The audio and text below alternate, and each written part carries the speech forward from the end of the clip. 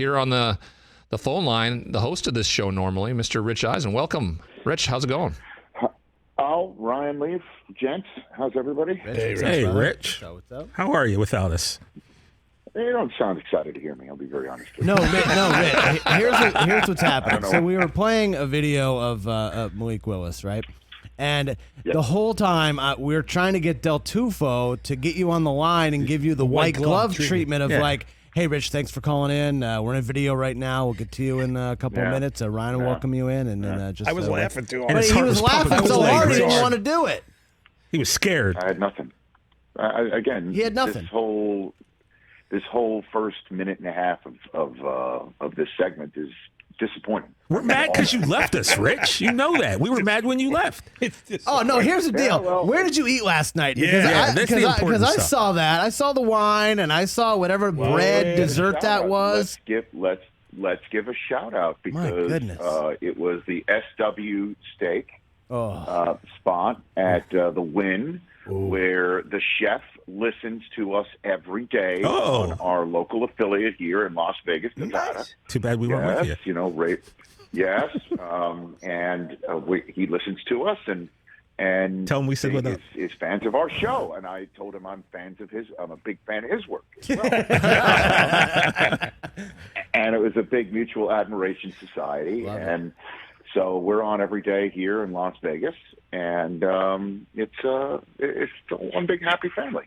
Well, what's it like there right now? You know, like I said, about 30 hours away from it getting kicked off. But have you seen the stage? What it's going to look like? I mean, is it going to be the spectacle that everybody assumes it's going to be?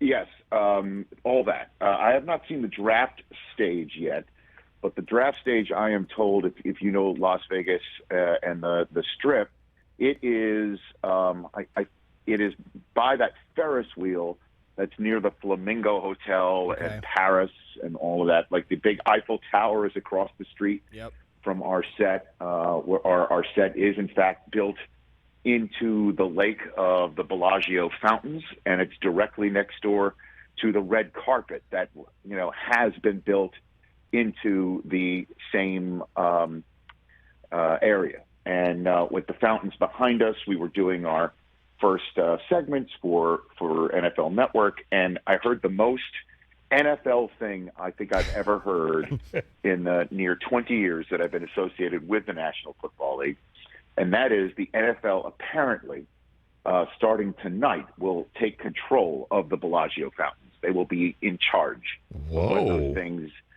go and what colors are used. So I think there might be some sort of who's on the clock type color schemes with the fountains. Now, who is actually pulling who's pushing the buttons? Is like Brian McCarthy back there, pulling levers? I doubt that heavily. Mike, what are you doing this weekend? I was actually going to say, are they going to play NFL Films music? With the lights, that would be epic. Like if they did that. I don't know. I have not looked into it. I don't know. All I know is that I've heard it is wild that we are now we're now in Vegas for a draft.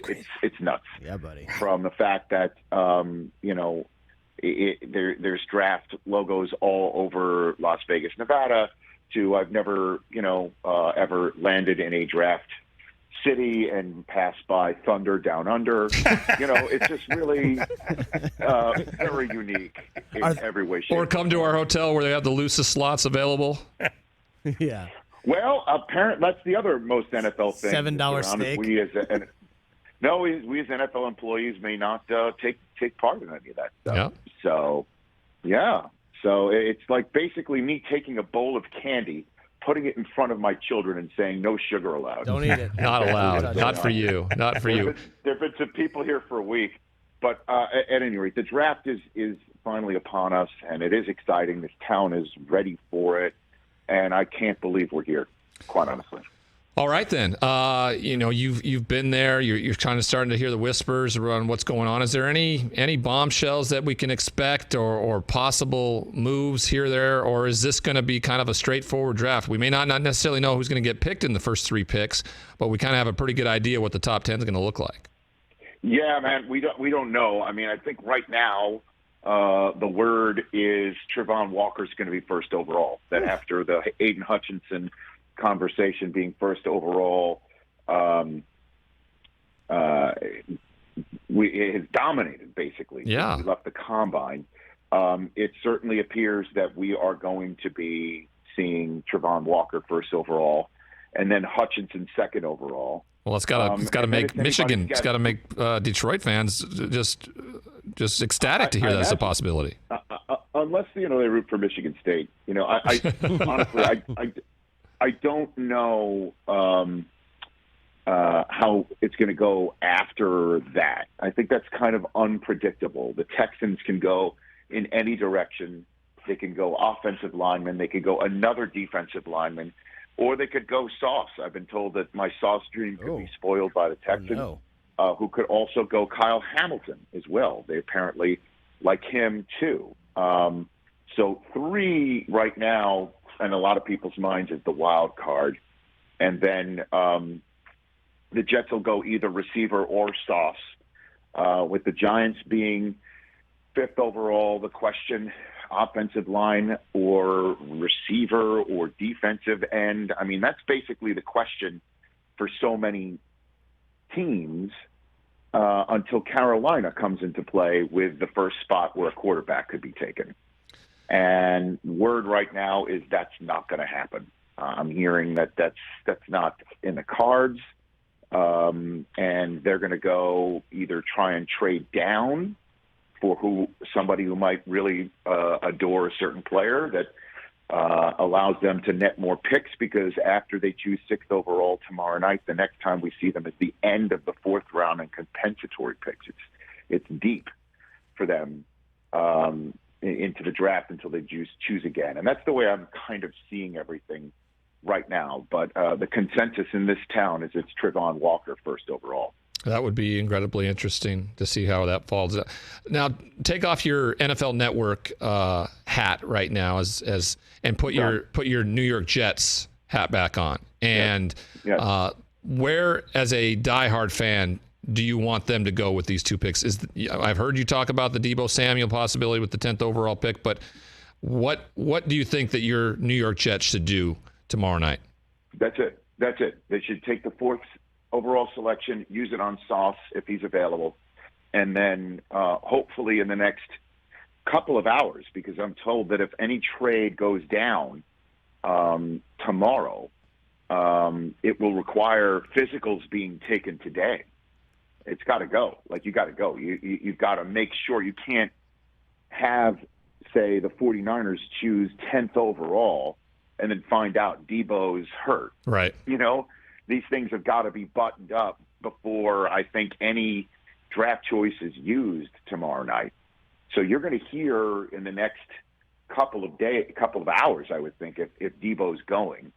And that's what I would do. I mean, it really depends on who you ask when you're walking around here. You're hearing not going to happen, then you're hearing it's absolutely possible it can happen.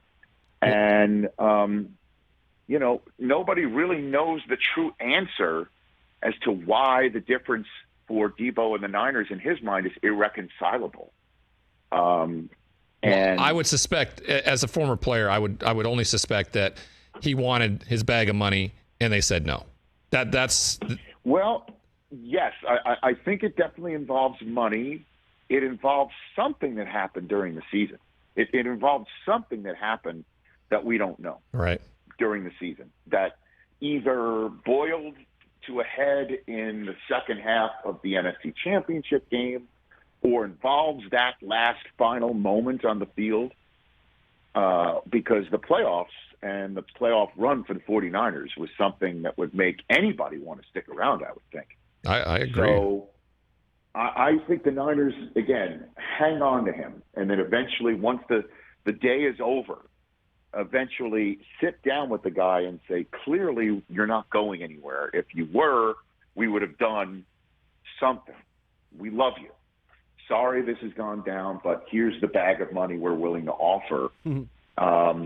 And try and get this thing rectified in time for a playing season. Yeah, it will be interesting to see if something can be or course corrected here, because I can't imagine somebody who's been so adamant about not wanting to be there have to go back in that locker room if nothing gets done. So, Rich, thanks again for the opportunity for your chair, and thank you for joining us today.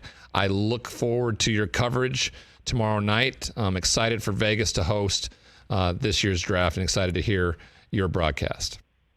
Yeah, me too, man. On the air tonight at 8 Eastern, 5 o'clock locally here for Daniel Jeremiah's final mock draft show. And then off and running tomorrow, but I'll call in tomorrow's show. Awesome. And thanks again to the chef at the SW Steakhouse who's hopefully listening on Raider Nation Radio 920 AM locally here in Las Vegas. Yeah, what's for dinner tonight? Yeah, what do we got? Oh, yes. It's served nice and rare. It's called Nunya, a big Nunya. That's what it is. Hey, Rich. Rich, TJ Jefferson Bofa, here. And Bofa's on the menu. Oh, wow. Hey, Rich Eisen. I don't like the way you guys started the segment. What do you want me to say? Wow. He said Bofa. Big time in us. Hey, Rich. Rich, just wondering. This is TJ. Did you have some A1 for that steak? Nice. No. The only sauce yesterday was the one we spoke to. That's it. As they say in hockey, let's do that hockey. There you go. That's what's up. With that drop now. I love that Mike, drop. that had nothing to do with anything. I know, Nothing. It's just, You just wanted to use it. It's like, really, it's just really nothing to do with it. You should have played That's What's Up, Mike. Too late. No, don't even hit bother. The wrong button. Everybody back off him. That's what's up. Thank you. All right, Rich, have fun. Rich, have fun. All right, man. We're having a lot of fun without you, Rich. Double Just putting down. that out there. Double All right. down. Hang in there. Yeah, Rich Eisen from the Rich Eisen Show, live from Las Vegas, joining us. He didn't stay on. I couldn't thank him. Oh, you didn't white glove him on the way out. I couldn't white glove him on the way out. You know what? Tomorrow you need to do it. You have to. You've got to think about it all night. Okay. You got to. We'll be going Pre through a and process. post. You need to say, Rich. No, he clicked off. We have a video that's on. We're excited to have you here. Can you just hold? Hey, Rich, totally. one break. We're playing a video. Well, actually, I'll do it we can do it on the air. Ryan's going to welcome you in. Rich won't even know. That's true. That's a good point. Ryan's learning on the job, but he'll welcome you in the best he You can. just turn your mic on and then Ryan- we'll hear it. Ryan's looking forward to talking to you. Ryan's really looking forward to talking to you. Ryan's really looking forward to it. Been talking about it all day. Hey, you watched all the way to the end. Thanks for that. Watch more right here.